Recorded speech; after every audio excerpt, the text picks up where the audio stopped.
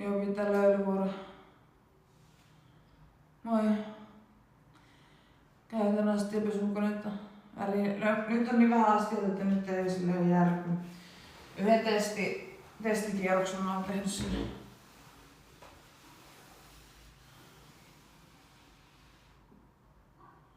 Mä oon 2 Vantaan roskalavaryhmässä. Joo. Onko niitä sitten vielä enemmänkin? Siinä toisessa oli aika hiljaista.